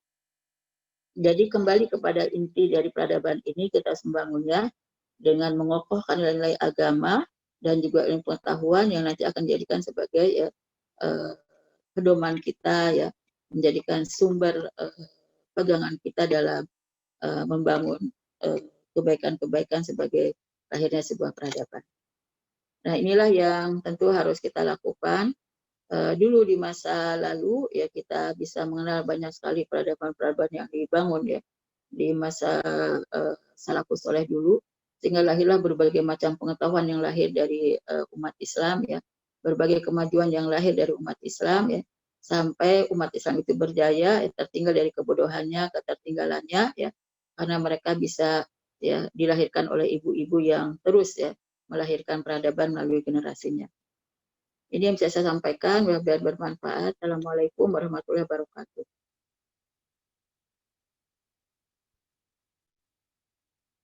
Waalaikumsalam warahmatullahi wabarakatuh. Baik, masih Assalamualaikum warahmatullahi wabarakatuh. ya. Silakan Uti yang mau bertanya. Boleh. Ya, ada pertanyaan Ustazah dari Miss Lawati di Kota Waringin Barat, Pangkalan Bun. Bagaimana cara kita menghadapi yang namanya fakta realitas? Soalnya tadi nggak dijelasin cara kita seorang ibu menghadapinya. Jadi cara menghadapi fakta realitas bahwa tantangan terberat kita tahun 2020 sampai 2030, Ustazah. Ya.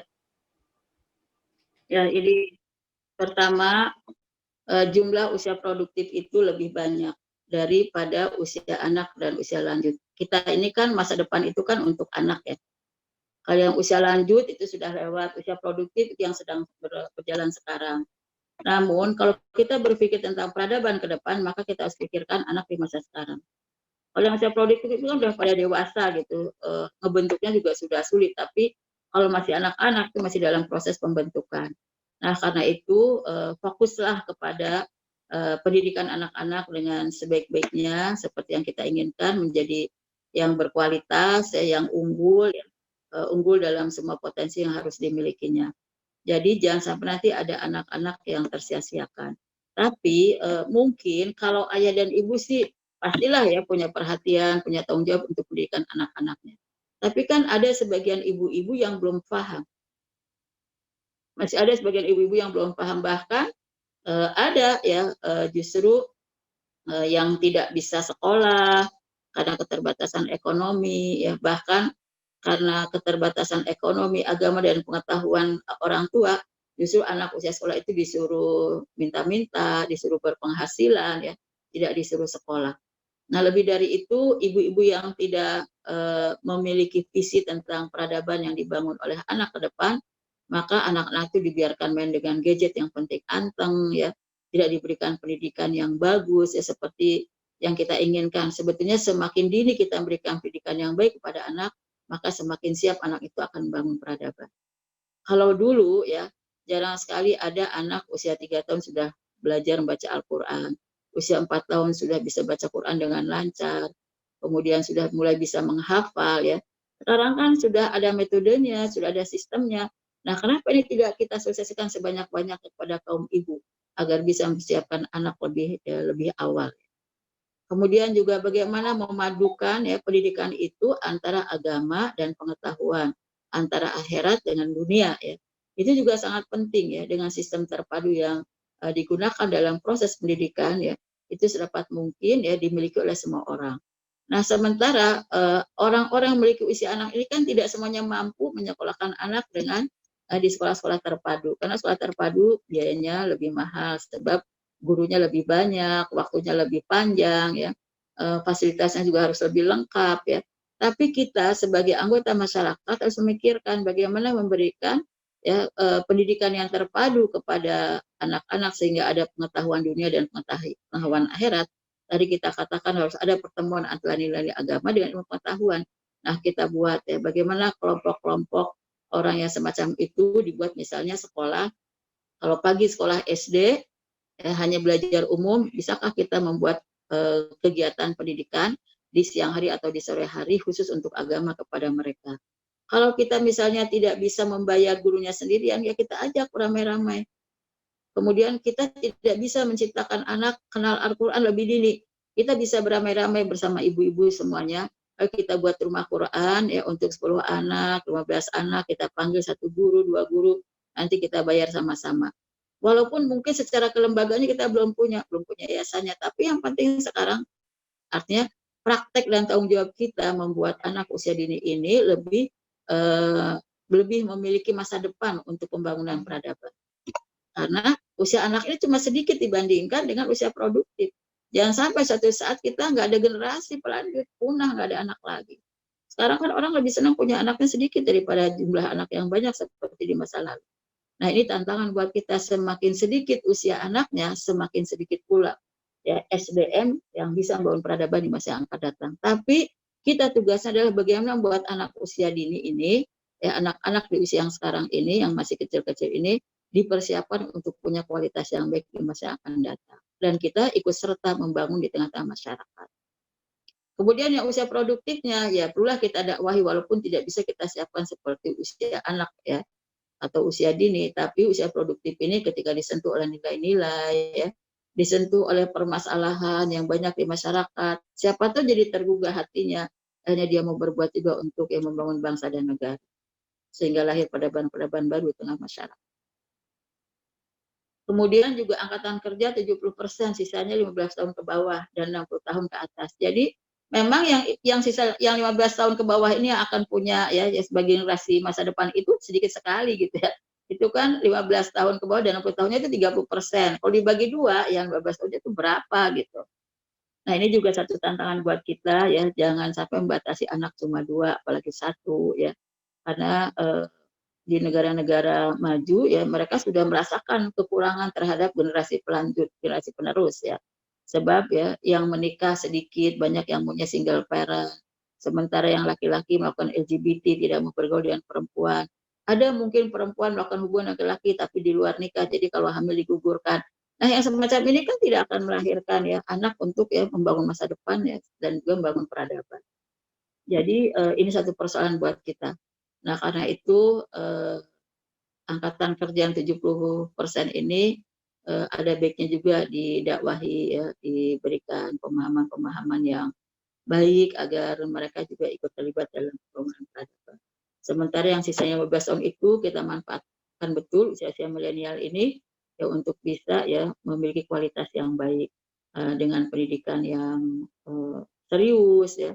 Kita alhamdulillah banyak sekali ya tenaga-tenaga relawan yang ikut serta melakukan kegiatan-kegiatan semacam itu, kegiatan-kegiatan sosial dalam bentuk pendidikan. Ada satu RT, satu RW, satu RW itu mereka antar RT-nya berembuk, kemudian disosiasikan dengan warganya ya. Kalau mereka itu ada jam belajar. Jadi semua anak itu kalau sudah jam sekian nggak boleh ada yang keluar, harus belajar. Nah, tapi belajarnya bukan di rumah supaya bisa terkondisi di mana, ternyata belajarnya di masjid. Dari mulai ibadah asar sampai isya, anak itu seperti sedang sekolah lagi.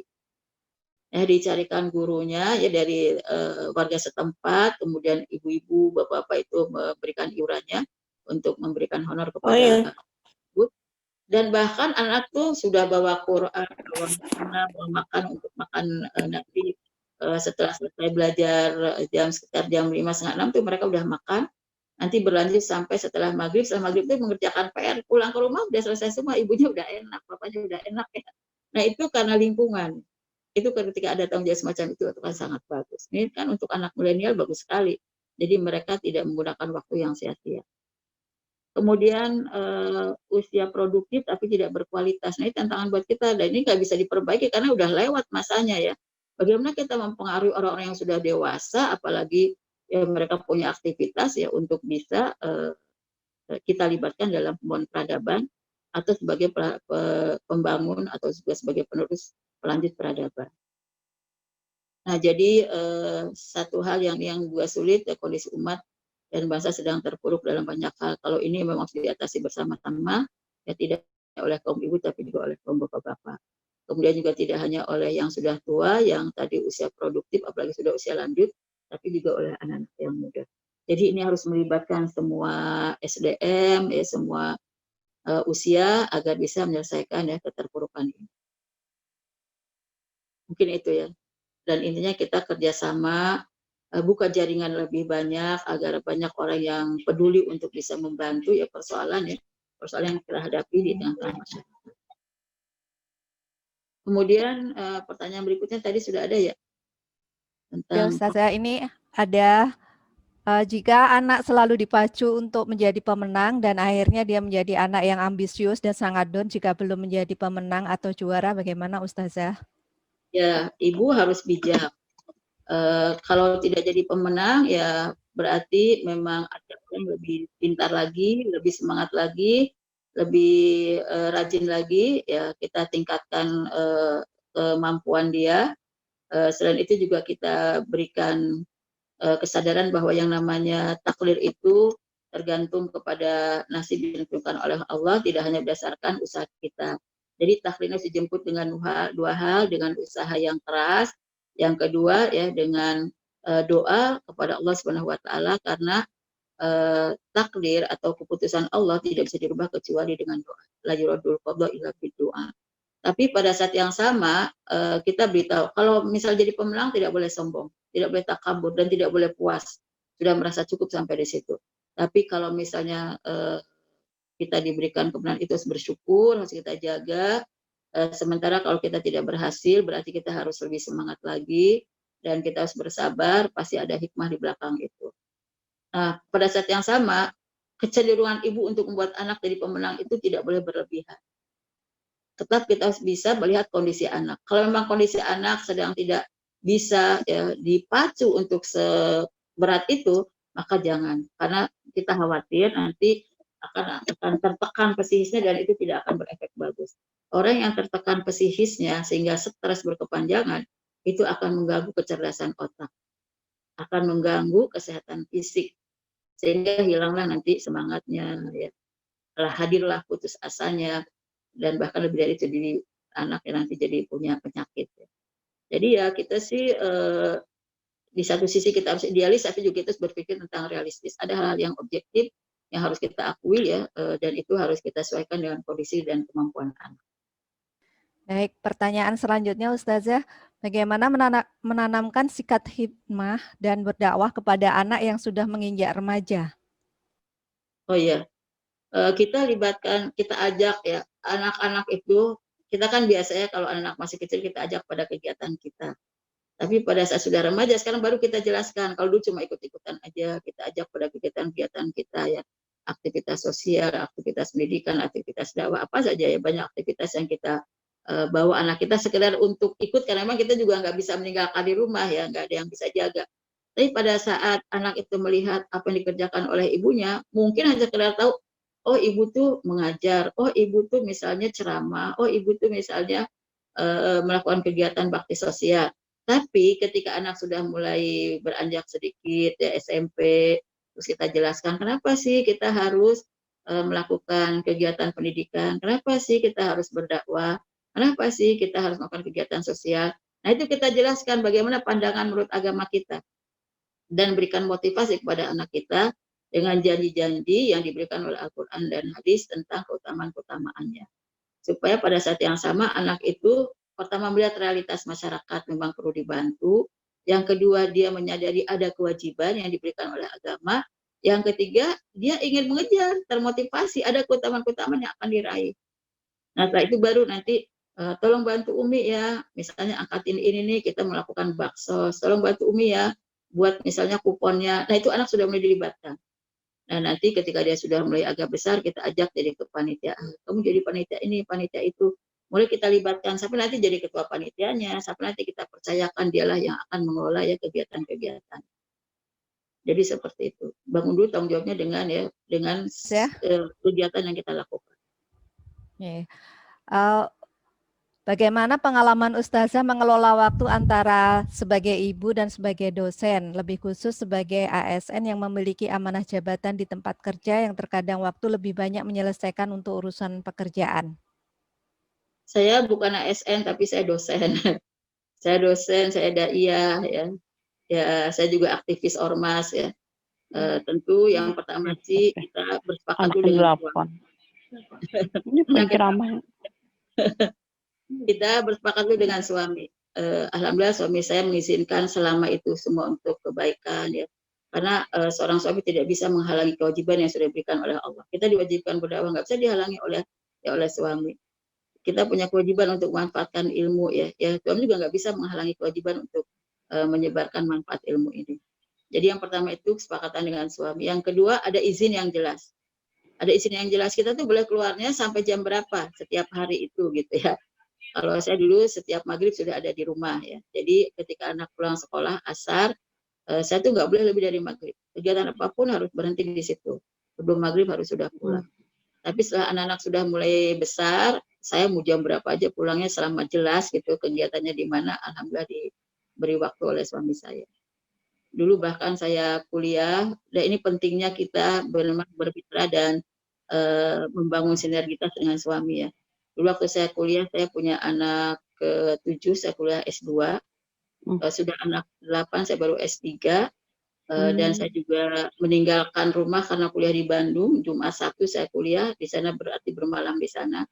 Pulang nanti sampai Jumat siang, saya sebelum sholat Jumat sudah berangkat. Nanti kalau sudah maghrib saya baru pulang, hari Ahad itu setelah Isya lah saya baru pulang ke rumah. Itu seperti itu terus, tapi tentu kan kita juga harus menitipkan kepada suami kita, misalnya si A punya tugas ini, si A harus begitu, harus begini, kita bicarakan dengan suami. Waktu saya kuliah S2, saya punya kewajiban mengajar stadium general gitu ya. Maka pada saat yang sama, aduh saya ada ujian nih, saya harus presentasikan makalah. Kata suami saya udah berangkat, nanti saya ngajar. Nah itu perlu ada sinergitas dengan suami. Coba kita bangun ya, kita bangun sinergitas dengan suami supaya bisa saling mendukung, saling menolong, saling meringankan beban, ya itu sangat penting. Ya. Dan tentu ketika di rumah ya udah fokus untuk kegiatan di rumah. Namun sekarang karena anak sudah besar semua, saya lebih punya waktu untuk menulis, untuk membaca. Ya. Silakan yang mau ikuti Instagram saya, hampir setiap hari saya kirimkan tulisan ya, @rohana_16 ya. Kalau di Facebook saya jarang isi ya, tapi Instagram insya Allah saya banyak. Dan sekarang saya sedang menulis buku yang ke-5 dan ke-6. Saya fokus memang pada rumah tangga, tetap tentang keluarga dan tentang pendidikan anak-anak. Jadi ya waktu sih kalau kenapa? Gimana? Masih ada lagi Ustazah yang mau bertanya? izin bisa ya. Silakan Saudari Ekspor Niati yang raise hand.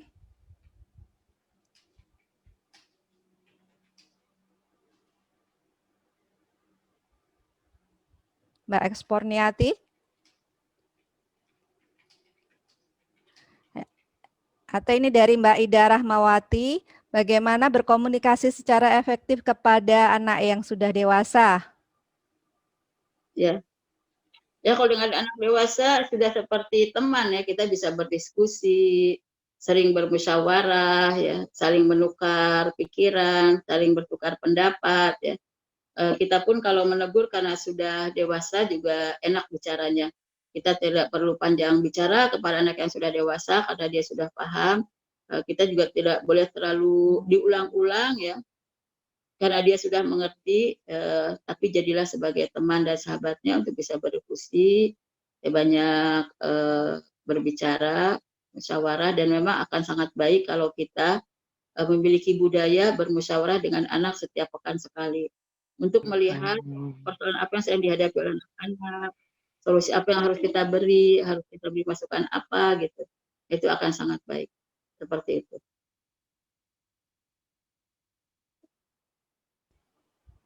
Baik, masih ada lagi yang mau bertanya? Silahkan, satu pertanyaan lagi. Mbak Ekspor Niati, jadi bertanya nggak?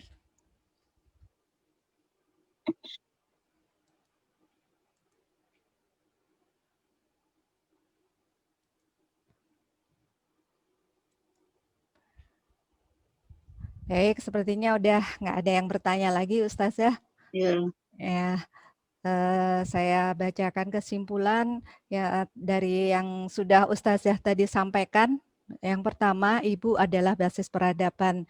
Kemudian yang kedua, bahwa tahun 2020 sampai tahun 2030 kita akan menghadapi tantangan yang berat, di mana di situ ada berbagai atau terbuka peluang kita untuk memperbanyak kontribusi.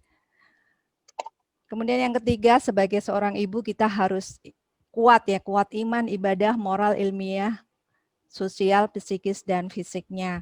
Ibu juga akan sukses membangun peradaban jika ibu mempunyai pondasi yang kuat sebagaimana masjid yang dibangun dengan pondasi ketakwaan.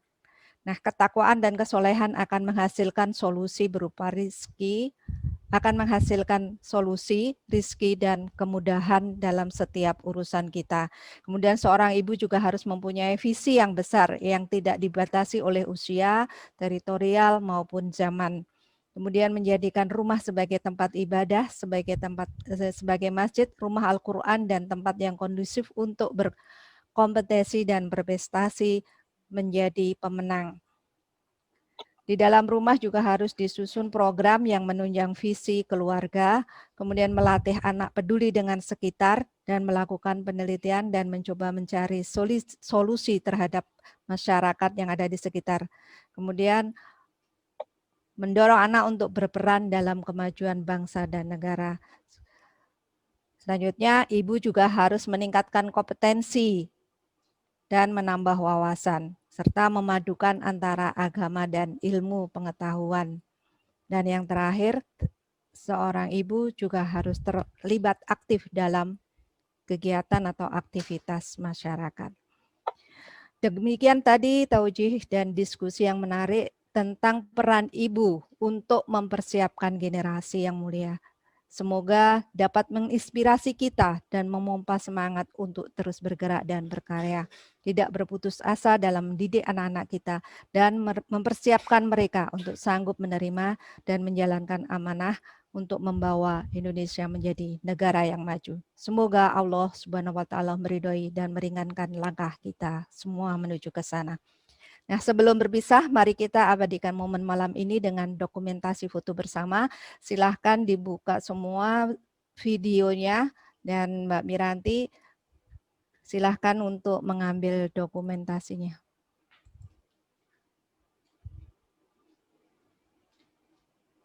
Yang videonya belum dibuka, silakan dibuka biar kelihatan gambarnya.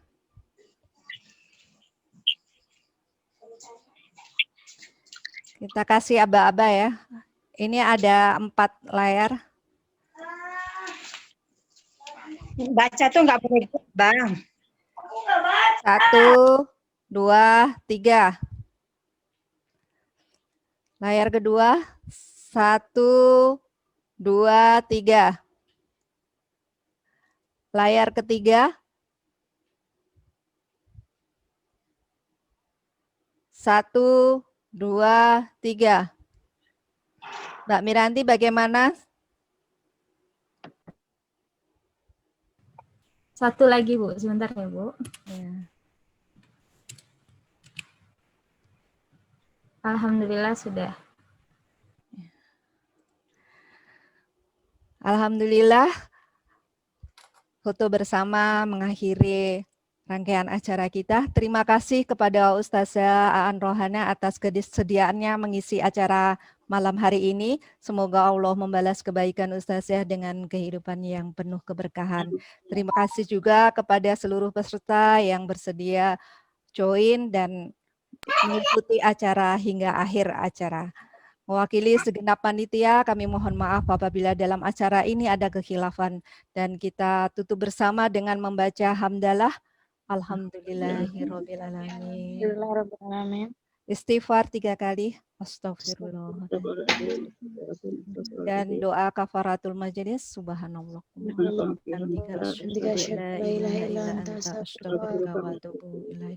Wabillahi taufiq wa hidayah. Wassalamualaikum warahmatullahi wabarakatuh. Waalaikumsalam warahmatullahi wabarakatuh. Jazakallahu khairan. Assalamualaikum. Waalaikumsalam. Waalaikumsalam warahmatullahi wabarakatuh.